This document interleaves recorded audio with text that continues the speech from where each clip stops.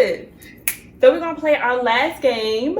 What would Mikara wear? So what would you put me in your collection? Ooh. Probably my first gown.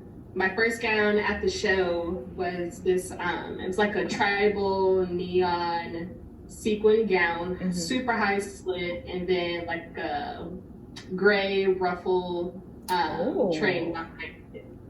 Yes. I can see the whole moment right there. Yes. Beautiful on your complexion, so I can see you in that one. Yes. I was on your website. I love the green version of the ruffle dress with the bodycon and the ruffles. That was definitely a moment, especially because I love green. And then I want to say it was like the It Factor I saw, the It Factor skirts. That was definitely a moment I said, yes. That is what Mikara would wear. Yes. Thank you so much. I definitely appreciate that. You are welcome.